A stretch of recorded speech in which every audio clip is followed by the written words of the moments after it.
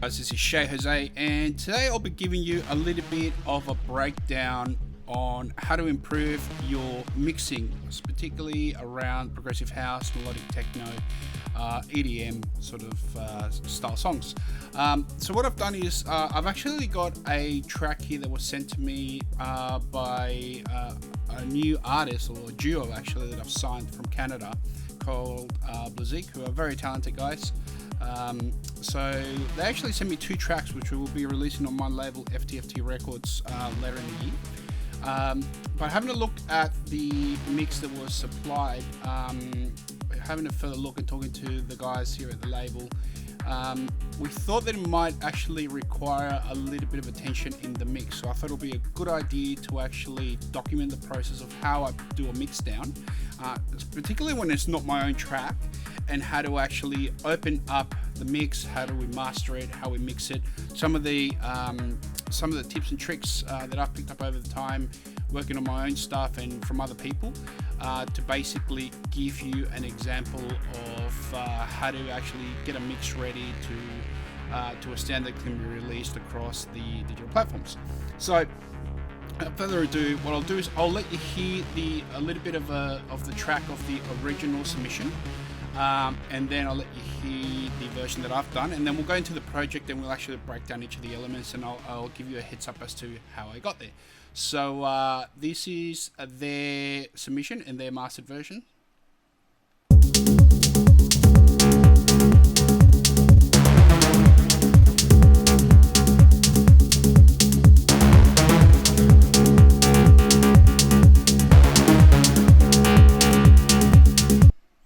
So that's their version, and this is the version that I've put together with my mixing.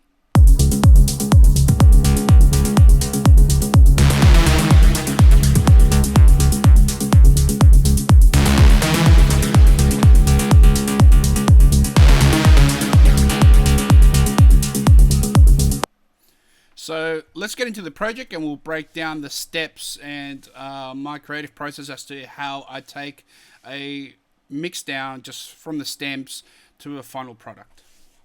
Alright, so we've got the track here at the moment. So here's basically the project that I put together. I don't know what that's hanging out there, that I put together, and essentially what I did is I just kind of busted it all together to do comparison between the original version and the version I was mixing.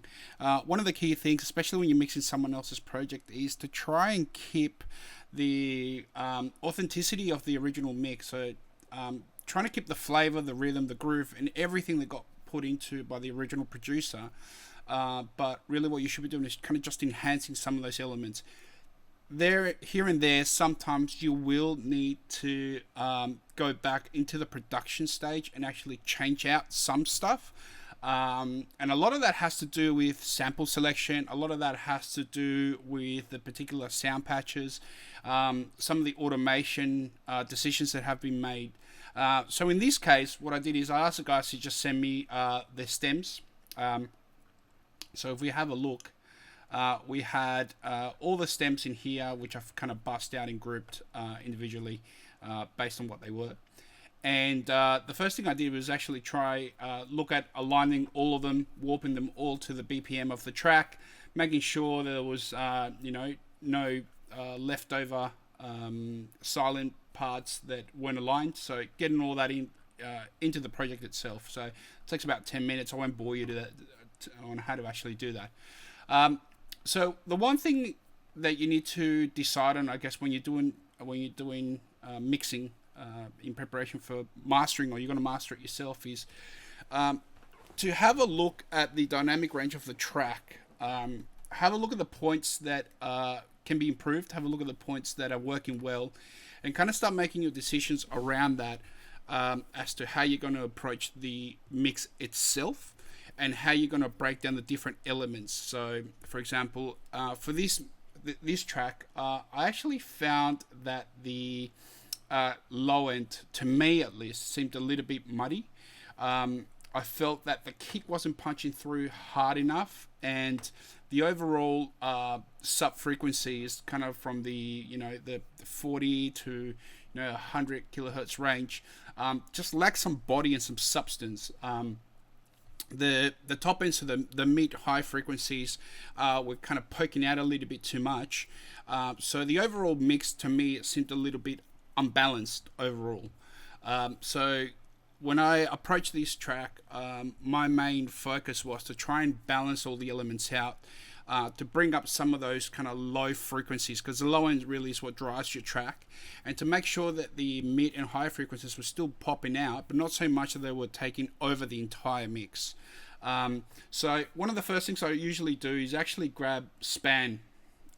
If you don't have this tool, make sure you download it. It's a free tool from Voxengo, and really just run the track or run a section of the track and have a look and listen to what the dynamic range actually looks like, and then use your ears to actually figure out what parts in that dynamic range you think may need some work. So let's have a listen to their track again. I will take it off. Yep, there we go. Okay, let's go.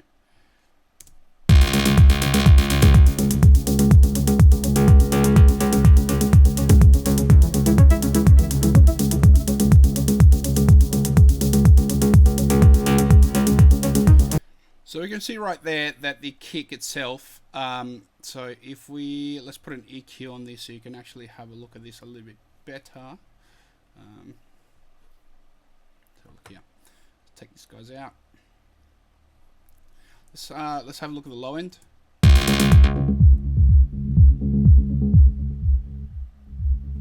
So we can see the kick here is poking out around 70.5 kilohertz or thereabouts. The sub bass itself, on the other hand, is actually sitting around 144. So it was quite a high sub bass. So to me, you couldn't feel the track. At least that's what it was like when I was listening to it. You could hear the bass, but you couldn't feel it. And if you're in a club, that's what you want to do. You want to be able to feel the sub. So that was one part that I was going to concentrate on. If we move further down,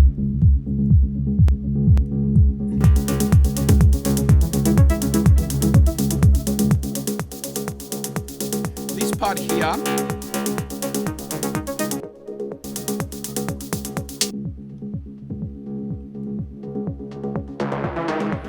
around the mids, sounded great, but I thought that they could use a little bit more work to open the mix up a little bit.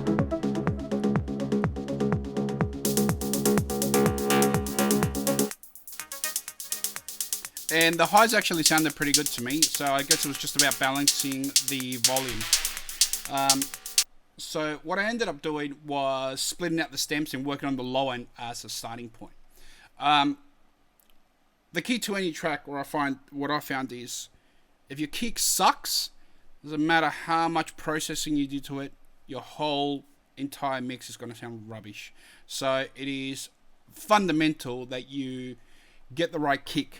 I tend to sometimes use layers. I don't often do that. I tend to have about 10 kicks that I usually work with, that I know work really well in the club and intend to have punch through, and I can alter them and tailor them and adjust them to the key if I need to.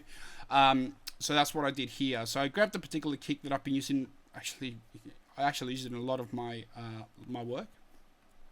Did a little bit of a cutoff around the 13K range, just to tame some of those high peaks.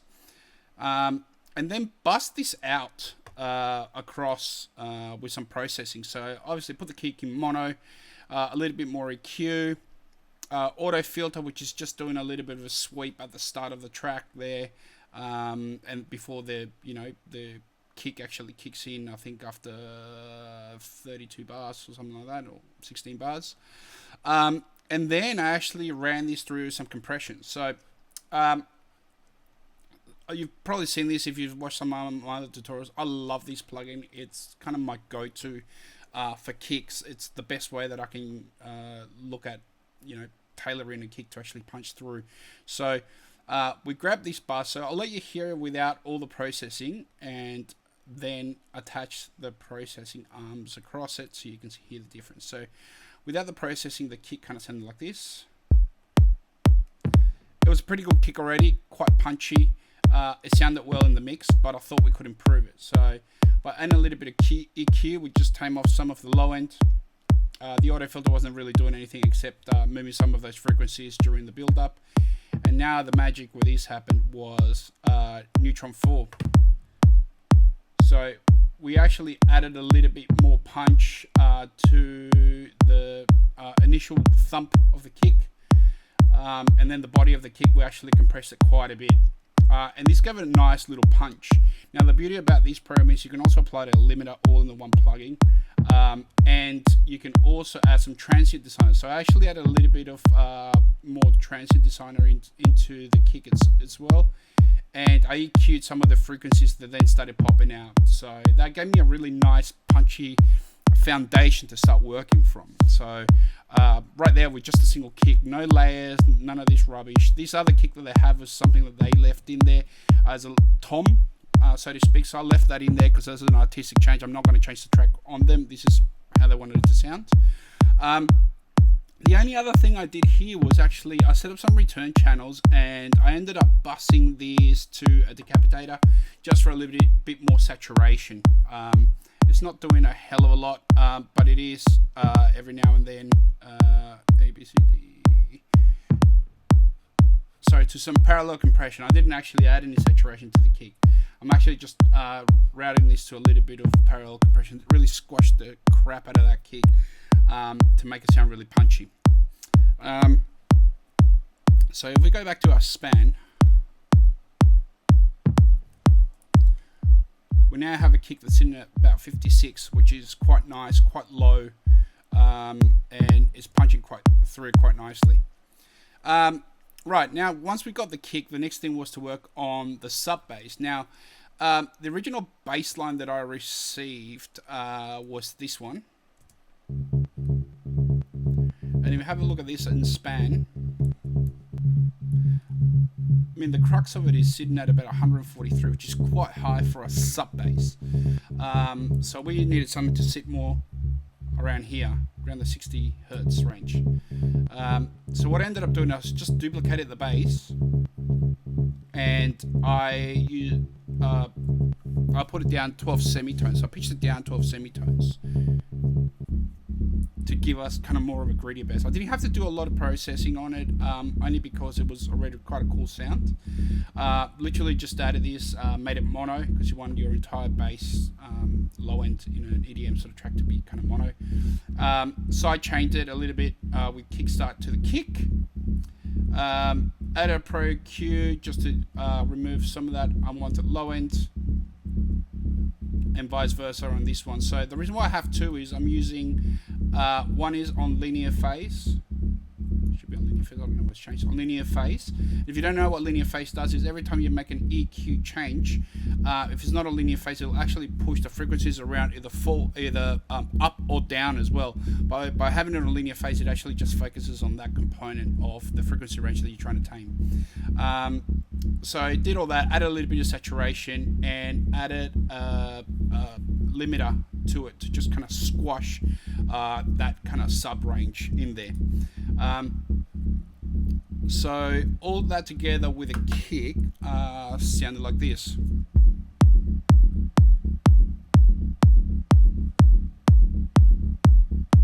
And a good way to check this if it's actually working correctly. Now, this is something I picked up from actually Dennis Koyu, who, if you listen to his mixes, they are amazing. The guy is a genius. If you haven't seen his videos, definitely check him out. Props to him. But basically what I ended up doing is put this into resampling mode and have a look at the dynamic range between the kick and the sub, which is key. So it's better when you can actually see how they're sitting together in the overall mix volume-wise. And this is a good way of doing it. So what I might just do is move this to the top up here. put this in resampling mode, put this on trigger, and let's have a look to see how the kick and the sub are sitting in comparison to each other on that dynamic range.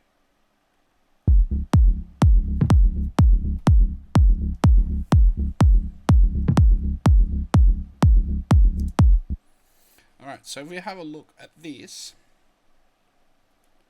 we can actually see that sub has got a nice volume balance compared to the kick. It's not higher than the kick, it's not too low within the mix, it's just at a nice frequency. And because it's actually compressed and limited quite hard, you can see that it tapers off quite nicely. Now, because it is kind of a staggered baseline, you will hear these, you will see these kind of peaks where there's nothing in there because it's not like a constant note playing. But the overall feel and groove kind of was kept there, while we've got more of a sub bass than we did before. So that's a good start. So remove that there. Now I added the second layer of the bass line in here. Once again, just use some kickstart to sidechain it to the kick, and I just EQ'd this a little bit differently. So what I ended up doing is on the sub, I made sure that the frequency ranges kind of weren't really overlapping. As you can see here, I'm tapering everything down from about 85, all the sides, and then the side range is coming down roughly at about 200 kilohertz. So we made sure that each kind of frequency range had its own place within the mix to sound a little bit more together and more coherent. So the sub bass and the mid sub with a kick now sound like this. And if we record that to have a look to see how it sounds, or see how it looks now as a wave file, we've got a really nice blend there between the kind of the sub and the mid lows in there comparison to the kick. So I was really happy with how that was sounding. Excuse me. The last part was actually to put these plucky sort of sounding bass, which is just adding some atmosphere there. For this bass, pretty similar, just kind of EQ'd it out a little bit more. A little bit of saturation. I added a clipper here to actually take off some of those peaks, and then added a multiband compression, because what I found is some of the peaks were actually bouncing out a little bit too much. So I added this multiband compression in there just to kind of tame them, and added a little bit of OTT to really smash those harmonics. So as you can see, I'm not doing a hell of a lot of processing, and if you start processing your individual elements in parts and then kind of bussing them out together, you will find that you have to do a lot less in your master chain, because your overall mix actually sounds better. You won't be able to polish a turd. So if your mix sounds crap, your master's probably going to sound crap as well. In this case, the mix didn't sound crap. I just thought it could be improved in some areas. So just something to be aware of. In the bus channel for the bass, what I did is I just added a little bit of a increase in the fundamentals across. So in the mids, in the mid signal in there, and a little bit further up, and just kind of rolled off some of the unwanted frequencies. So altogether, that whole bus, bass bus, sounded like this.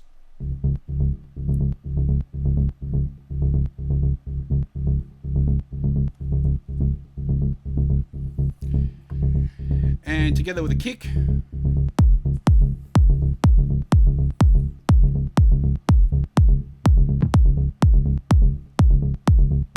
so that sounded really good to me. Any other thing I'm doing is I'm sending some of these bass stems down to the decapitator here, just from extra saturation. Saturation is a great way to be able to get volume by adding some extra harmonics.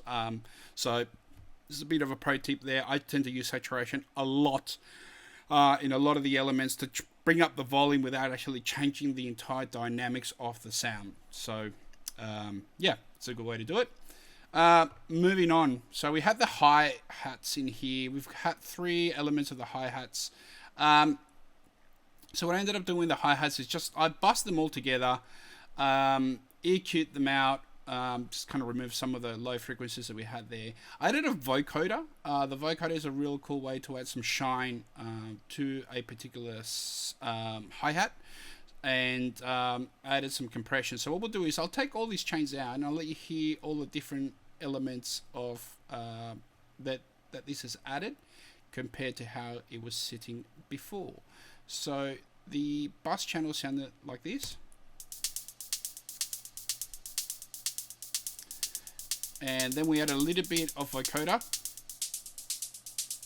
So gave it a little bit more of a snap. A little bit of compression. So we use the API compression, just slight compression in there. Side chain this to the kick. So let you hear it with the kick.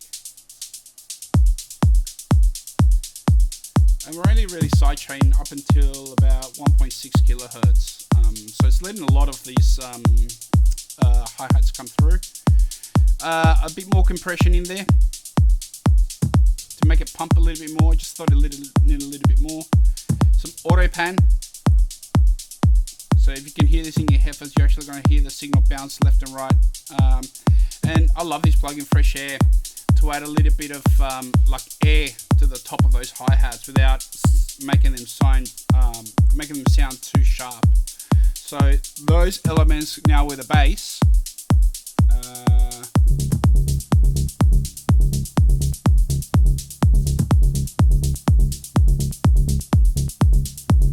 So that was sounding pretty cool to me. So basically that's kind of how I work in that way. What I ended up doing then is I had to pick out the elements that were more important in the mix, which were the leads, what leads were more important, the arps, all that sort of stuff. So if I scroll down the bottom and open all these guys up, we had potentially this lead here, or this pluck here that the guys came up with.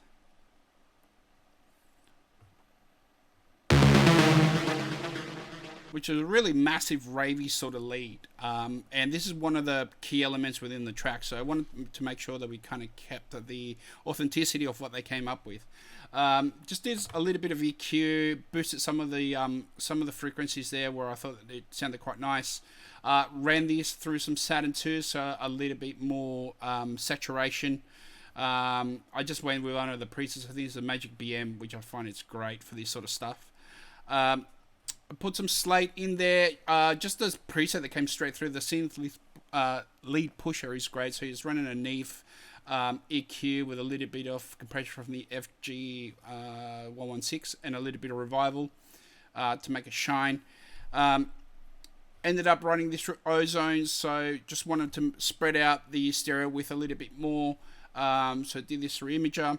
And then what I ended up doing is I actually added some saturation to the side signal. Because we're actually expanding this a little bit more, make it a little bit more stereo, I actually want to saturate the sides a little bit to make them sparkle a bit more. And last but not least, some added OTT. Now, I don't usually use too much OTT, but I felt on this it just gave it a little bit more flavor. So what I'll do is I'll let you hear it before all the processing and then after. So let me turn all these guys off. In here, let's have a look here. There we go. And now with the processing intact, pull that all back in.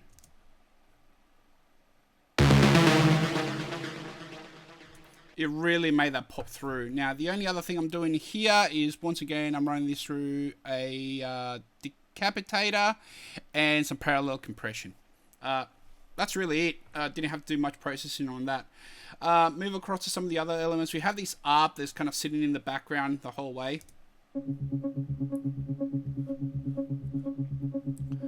So similar to this is not a principal part of it, but kind of helps drive the track along. Just EQ'd it once again to taste. So remove some of the unwanted frequencies down below. Added some Oxford inflator onto here, quite hard actually. Just sidechained it to the kick and some OTT again to make it kind of stand out. So if I remove all these plugins, and then if we add them all back in,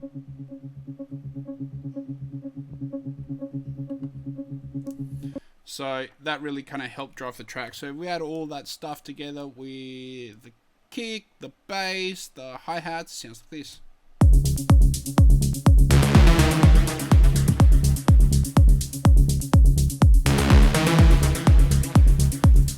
I mean, that sounds huge to me, and especially if you're going to hear this in a club, right? Moving through to some of the other elements, we got the snares in here.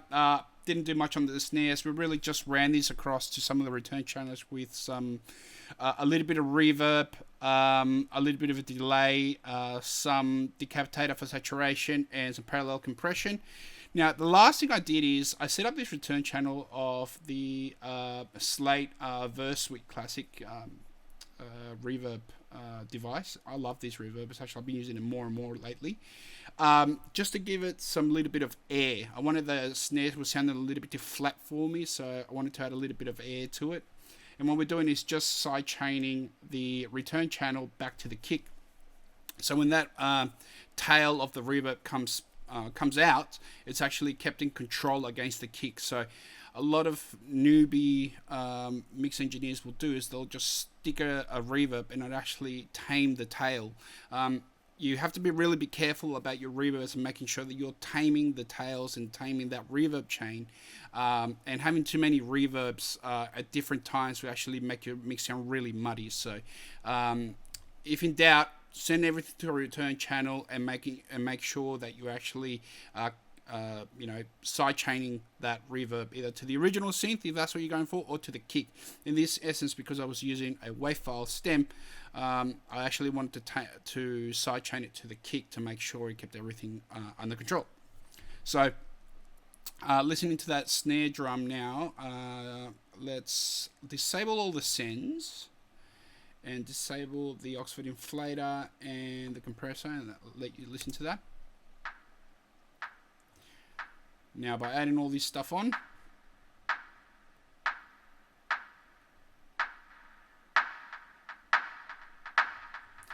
so you'll hear that in the speakers as well, left to right, with a little bit of a delay. So we're really playing with the stereo width on this one, so I thought that was pretty cool. Some of the other elements that are in here that I haven't covered, we had these kind of racy sounding pluck. I guess you could call it a pluck, which is quite present, quite chunky, right? It actually takes up a lot of the frequency range in the track. So we have a look at it here. Where is it in the master channel? Look at it in span. As you can see there, it's quite busy. So it's cutting too much EQ on it was actually going to change the dynamics of the track a little bit too much. So what I ended up doing is just using a Puckjail 660 in here for a bit of compression. Used an EQ and basically just ducked out some of the frequencies which were clashing with a bass to make sure that both could kind of sit in the same frequency range. Once again, side chaining this to the kick, a little bit of Oxford inflator once again, and I used the track spacer once again to make sure that this kind of tucked out of the way of the bass bus. I just found that they were competing a little bit too much for the same frequency even after running the EQ, so these kind of fix that issue. So if I was to play this, the pluck, the hi-hat, the bass, the kick, and the snare drum, which is not apparent here, you'll be able to hear what it sounds like.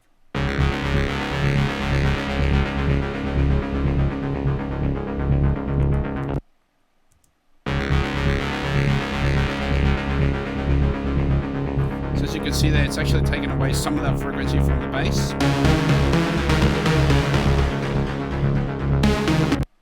So it's working well. Moving on, we looked at this other element here, which was a little bit of an up. Just EQ'd it a little bit more, a little bit of Oxford inflator, kind of give that extra magic, and a little bit of OTC, nothing too crazy. The last element which I looked at was this pluck here. And this is one of the main elements in the track, so we wanted to make sure that this was had its own frequency range as well. What I ended up doing is actually making sure that we weren't having any competing frequencies here. I added a little bit more air to it in the top end, because it's actually set quite high on the frequency range. As you can see here, I'm actually boosting it quite a bit, about 3 dB at about 6K. I clipped the sound because I actually wanted this to actually pop out a little bit more, so I clipped all the peaks coming through it, and then I added some OTT to really kind of push it through. The only other thing I ended up doing was adding some parallel compression, a little bit more reverb as well, once again to that return channel, and also adding a little bit of a decapitator for saturation. So that together, so if I play this, the other arp, the kick bus, the bass sub, the hi-hats, this kind of sounds like this.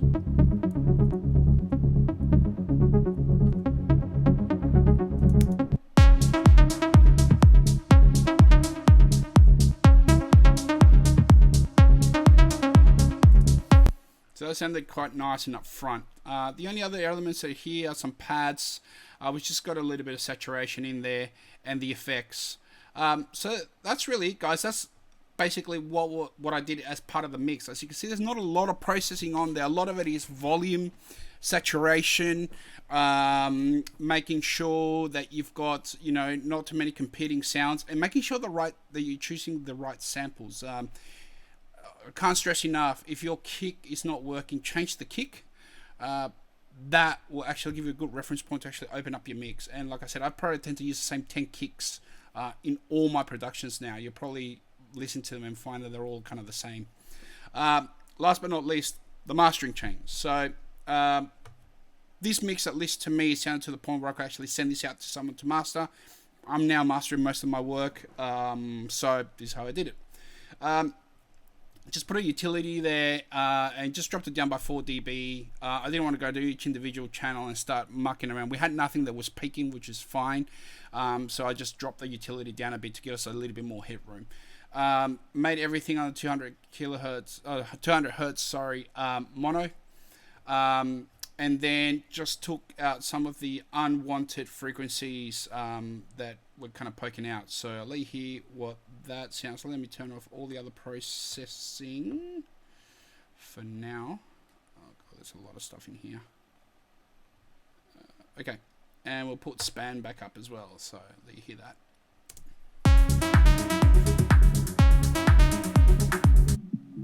So it had a little bit of boxiness around the 216 hertz.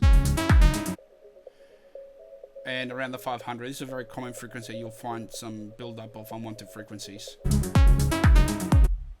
And just boosted up the kick a little bit around 45 hertz, just to get a bit more sub.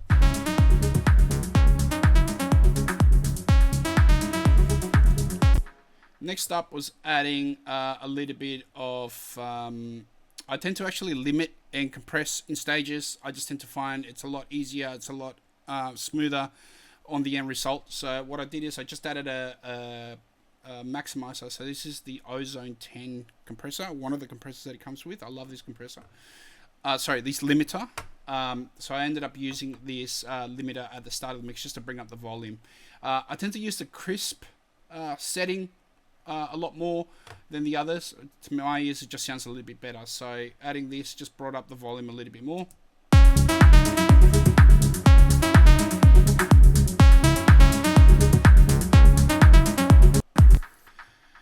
Next up was adding a little bit of multi-band compression, just to tame the low end a little bit, the mids and the highs all together.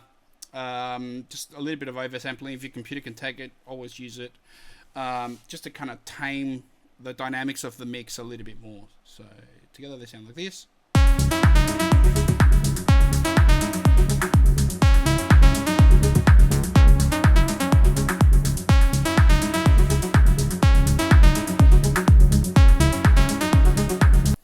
So you can hear there that the kick is being compressed a little bit more. I'm still learning through a lot of the mid-range and the highs as well. So yeah, just some slight multiband compression in there. Next up was adding a little bit of imager, kind of repeating, making your low-end mono, I think on 198, 200 hertz in there.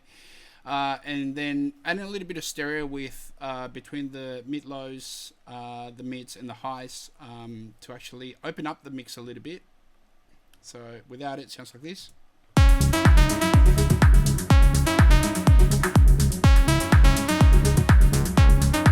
And with it.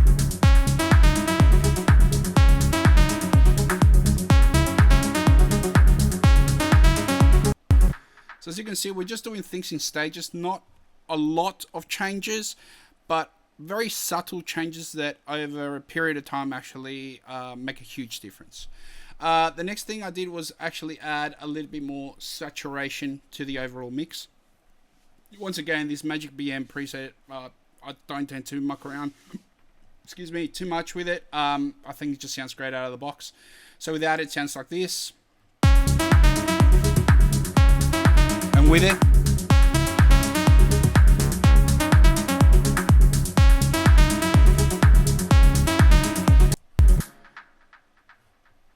then we moved on to the Slate reverb chain. There's a great preset, actually, the Mix Punch. I don't tend to change a lot of things if they're working, and this just, as it says, it actually gives the mix a lot more punch. So without it, I'll let you hear it.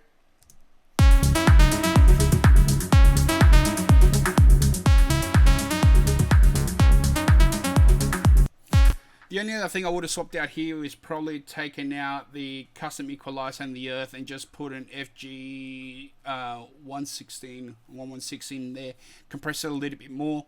So, I mean, you can adjust it to taste. We're just talking about minute changes here. But to me, this preset is pretty good. I usually start with this one, then I take out elements out and put elements in, depending on what I think the mix is actually missing.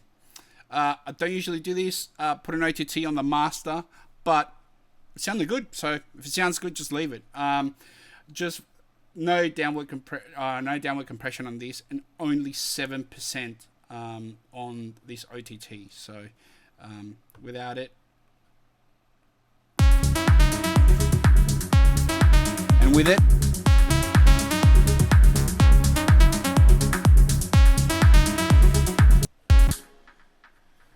So moving on, we're getting close to the end of the chain here. Once again, used a bit of clipping in here just to tame some of those peaks. This is a great way to actually be able to tame some of the peaks, so your compressor and your limiter is not working as hard. So just using a little bit of oversampling there, didn't change the output, and just a soft clip type. So.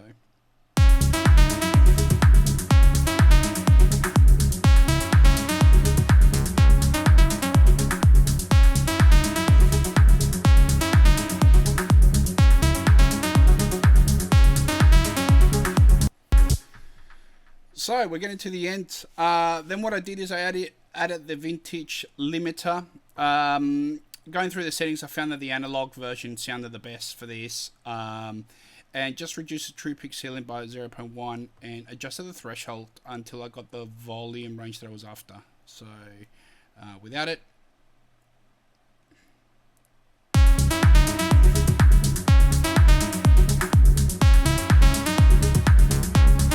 And with it.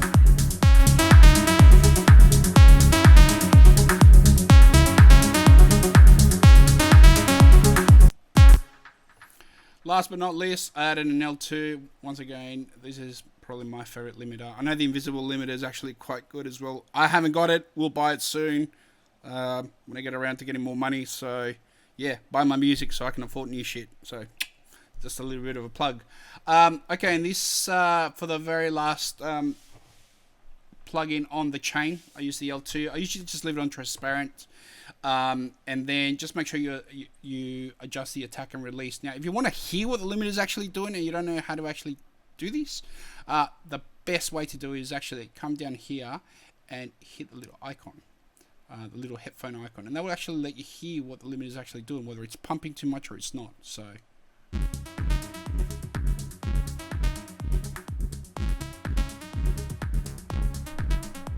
So what I wanted to do there is actually let a lot of that come through, because I only really want to take the top. I don't want the mix to actually pump as it's coming through. If you change the attack and release functions, you're actually gonna hear the sound change completely. So I just tend to actually like this kind of settings. So 90 to about 200 millihertz the attack, and anywhere from 500 to about 928 milliseconds or 900 thereabouts for the release, for the last settings within the mix. I tend to like the transparent algorithm there a lot more for that kind of final stage, and then just to change the gain until you're hitting. I usually master around 7 LUFS or thereabouts. I tend to find if I squash them anymore with this limiter, it just sounds shit. I know that the invisible limiter is a lot better. It will probably let you get a little bit more out of it, but that's kind of about the limit. I found 7 LUFS is kind of where you want to be sitting at. So I'll let you hear it without and then with. And let me take the little headphones out.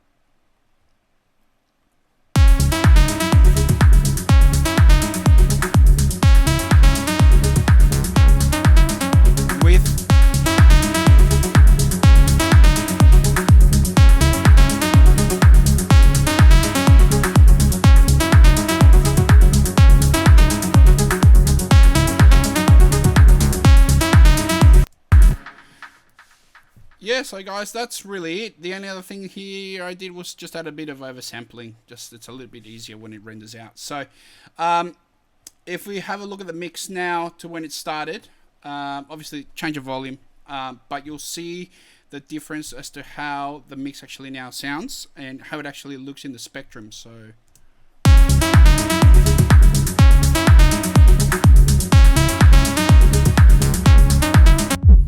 your low end punches quite hard,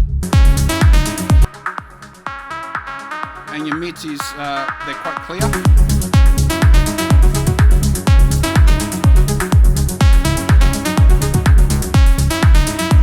Now, the only check you'll probably do, which I tend to do, I've actually removed the plugin from here, is actually just add a utility at the very end of the chain.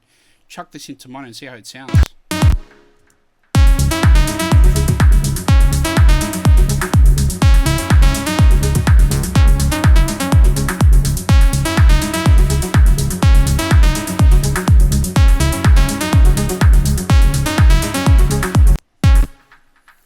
So yeah guys, that's a breakdown of how I go about mixing a track. Like I said, it's a lot harder when you're mixing someone else's work, because you need to make sure that you are true to what the original producer was trying to convey, but enhance some of the elements, and where possible or where needed really, to change some of the core elements to actually open up the mix and make it sound a little bit more more stereo, more wide. So yeah, I hope you enjoy this video. Like I said, this tutorial is probably a little bit longer than what I usually do, but I hope some of these techniques has helped some of you. And like I said, for my Patreon programs, this is kind of the stuff that we do cover. You know, how to actually get your mix to that professional sort of level, whether you're mastering it yourself or you're sending it out to master to someone else. Like sometimes I do send it out, only because it's better to get someone else's perspective as to how you want the mix to sound. And for me, the mixing process is an ever-learning concept. There's no such thing as you know everything, and sometimes more mixes are harder than others. So the less elements you have, the easier it is to mix. The more elements you have, the harder it is to mix. So, you know, it's just kind of a balancing act. So you need to really pick out the elements that you kind of want to stand out the front of the mix and what's going to sit in behind. So, yeah, if you want to get more information about my Patreon program, the link's down below in the description. I do have some spots available this year for new students, and part of that is you will get some homework, and you need to produce a track a month. that we can review, and we'll take note of how you started to how you finish within the 12 months. So hope you enjoyed this. This track is Cage Thoughts by Blizzik. It will be out on FTFT Records later this year. Check out the guys if you haven't done so. They're quite talented, and I'm sure there's going to be more stuff from them coming through in the future. Until next time, guys, I'll see you around.